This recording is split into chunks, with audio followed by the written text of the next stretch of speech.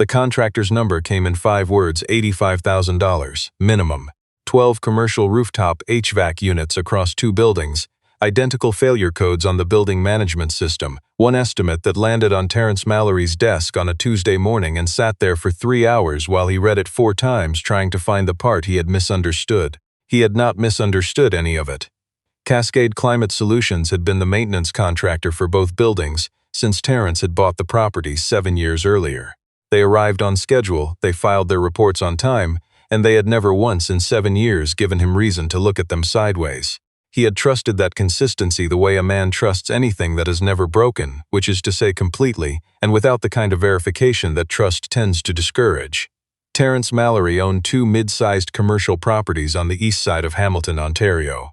A 4-story office building on Barton Street East that housed a physiotherapy clinic, an insurance brokerage, and a regional accounting firm, and a smaller warehouse conversion on Sherman Avenue that had been rented in full for the past 3 years to a logistics company called Brandt Distribution.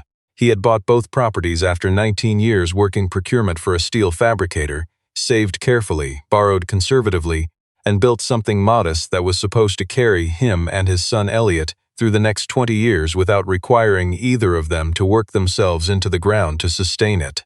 His wife Carol had died 4 years ago from a cancer that moved faster than anyone had expected, and in the time since, the properties had become something more than income. They were the structure around which Terrence organized his days, and keeping them running correctly was the closest thing he had to purpose in a life that had needed to be rebuilt from a foundation he had not chosen. He was 53 years old. He drove a 2017 F-150 that needed rear brake pads and a Tuesday appointment he kept forgetting to book. He made his own coffee every morning at 5:40 and brought it in a thermos to whatever job he was managing that day. He did not talk about Carol with people he had not known before she died. He had learned that grief makes some people uncomfortable and others overly attentive, and he preferred neither. The HVAC units had been serviced on the 2nd week of October. All 12, both buildings, the full seasonal inspection and pre-winter preparation that Cascade had done every year. The technicians had been on site for 2 days, filed their completion reports with green status across every unit, and cleared out by Thursday afternoon. By the first week of November, 9 of the 12 units were throwing error codes on the building management console. Not gradually, not one at a time with individual causes, but in a rolling wave that started with 3 on the Barton building and expanded until only the 3 units on Sherman's north face were still reading clean. The codes were all in the same family. Temperature regulation faults, compressor staging errors, economizer control failures. Every affected unit was reporting the same category of problem from different components. Cascade sent a technician on a Wednesday. He spent 90 minutes on site and submitted a preliminary finding that cited age-related wear across multiple control boards, amplified by the thermal demands of pre-winter startup, and recommended a full diagnostic be scheduled before the cold settled in for good. The full diagnostic happened the following week. 2 technicians, 4 hours, and a written assessment that recommended replacement of the variable frequency drives on 7 units and the complete control board assemblies on 5 others, plus full recalibration, refrigerant verification, and commissioning tests on all 12. The estimate was $85,000, broken across parts and labor in a ratio that looked reasonable until Terrence noticed that the parts cost on each unit was nearly identical, regardless of which component was allegedly failing. He did not sign it. He did not say why. He put the estimate in his desk drawer, told Cascade he would review and respond within the week, and sat in his truck in the parking lot of the Barton building for 22 minutes looking at the steering wheel. He called his brother-in-law Keith that evening. Keith Dunmore was Carol's younger brother, a man Terrence had known for 26 years and trusted the way you trust someone who has never asked you for anything and always told you the truth when you asked for it. Keith ran a small mechanical contracting business out of Brantford, mostly industrial ventilation and light commercial HVAC, and had been in the trade since his early 20s. Terrence described the situation without editorializing. 12 units, serviced in October, 9 throwing faults in November. $85,000 estimate, all faults in the same system category, all arriving within 3 weeks of the same service appointment. Keith was quiet for longer than felt comfortable. Then he said he would drive up Saturday morning. Keith Dunmore arrived at the Barton building at 8:15 carrying a fluke meter, a manifold gauge set, and a coffee he had stopped for in Ancaster. He was 50 years old, heavier than he had been when Carol was alive, and wore the same work jacket he had worn to her funeral, which was not a detail Terrence noted consciously but registered somewhere below language. They did not hug. They shook hands the way men who genuinely like each other but have never learned to say so tend to do. Keith spent the first 40 minutes doing nothing but reading. He pulled Cascade's service report from October, the preliminary finding and the formal estimate, and he sat on an upturned milk crate in the mechanical room and read all 3 documents with the unhurried attention of someone who has learned that the paperwork usually tells you more than the equipment if you know what you are looking for. He said very little while he was reading. Once, near the end of the estimate, he turned to page 4 and held it under the fluorescent light and read a specific line twice. He did not say what the line was. Then he went up to the roof. He worked through the units methodically, starting with the 3 that were clean and reading their control panels before touching anything. He moved to the faulting units in order and spent roughly 12 minutes on each, measuring voltage at the control board terminals, checking the low-voltage wiring harnesses at the thermostat connections, and pulling the control panels to inspect the terminal blocks behind them. On the 4th unit he stopped moving for a moment and crouched lower over the terminal block. He called Terrence over. The terminal block held 12 wiring connections feeding the unit's control circuit. 4 of them were noticeably loose, not disconnected, not visibly damaged, just not fully seated, the kind of loose that looks correct from 2 feet away and only reveals itself when you put lateral pressure on the wire with a fingertip. Keith put his finger on the first one and said, "Does that feel tight to you?" It did not. He checked the remaining faulting units one by one. 6 of the 8 had at least 2 loose control circuit connections at the terminal block. 2 had 4 or more. The connections were identical in location across all units, which meant they were not random. The same terminals, the same looseness in the same position, on unit after unit. Keith came down from the roof at noon. He washed his hands at the utility sink in the mechanical room and poured himself the last of the coffee from the thermos Terrence had brought. He said he wanted to do one more thing before he said what he thought. He tightened the loose connections on Unit 4, cleared its fault memory through the control panel, and restored power. The unit ran a self-diagnostic for 90 seconds and came back clean. Keith ran it at full load for 20 minutes, monitoring the control circuit voltage throughout. The fault did not return. The unit ran exactly as it was supposed to run. He looked at Terrence. Terrence looked at the unit. Keith said, "I cannot tell you with certainty whether those connections were left loose by accident or on purpose. What I can tell you is that they did not get that way on their own. The connections in question were accessible only by removing the control panel cover, which required a specific tool and a deliberate procedure. They were not components that loosened through vibration or thermal cycling without showing other symptoms first. They were not the kind of thing that failed randomly and coincidentally across 9 separate units on the same day after being serviced by the same crew 2 weeks earlier. Each connection took under 3 minutes to reseat and torque correctly. Keith did not have the exact specification for that unit's terminal block with him, but he had the appropriate standard range from memory and worked within it. The parts involved cost nothing. The connections were already there. They simply needed to be properly made. Terrence sat on the milk crate and let that information settle into the shape it was taking. He asked Keith what an honest repair on the actual condition of these units would cost.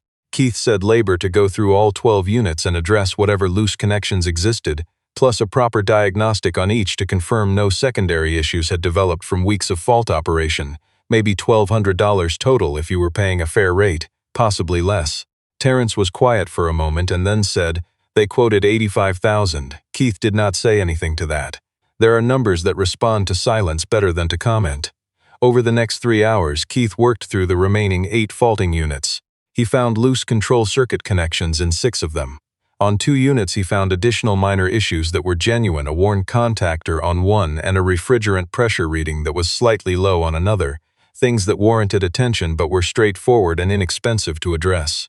The other 6 had nothing wrong with them beyond the terminal block connections. By 3 o'clock, all 9 faulting units had been checked. 7 were running clean. 2 needed minor follow-up within the month. None required a variable frequency drive replacement. None required a control board assembly. The total parts cost for everything Keith had identified across all 12 units was under $400. Terrence photographed every terminal block before Keith tightened it. He photographed the loose connections, the corrected connections, the control panel displays before and after, and the fault history readouts showing the codes clearing one by one. He did it methodically and without being asked, because he had spent 19 years in procurement and he understood that documentation was the argument that outlasted any verbal exchange. He did not call Cascade that afternoon. He sat at the kitchen table in the house on Beach Road that he and Carol had bought in 2004 and looked at the photographs on his phone and thought about the 7 years he had paid those service fees without question, and the 2 buildings full of tenants who depended on him keeping the heat on, and the fact that this had apparently happened the same October week his son Elliot had driven down from Sudbury for 3 days. Which meant Terrence had been distracted in a way that the people who had planned this, if it had been planned, might have anticipated or might simply have benefited from by chance. He did not yet know which. He called Keith again that evening and asked him to write up what he had found in whatever form felt appropriate. Keith said he would have something by Monday. He also said, without being asked, that he had been in this trade for 30 years, and that what he had seen on that roof was not how connections loosened. He said it once without drama and left it where he had put it. The written report arrived Monday evening, 4 pages typed on Keith's company letterhead with photographs attached as a separate document organized unit by unit. Each page covered what was found, what was corrected, and what the correction had required in time and materials. The final page contained a summary paragraph that did not accuse anyone of anything but described the failure pattern in mechanical terms that were technically precise enough to make the coincidence argument very difficult to sustain.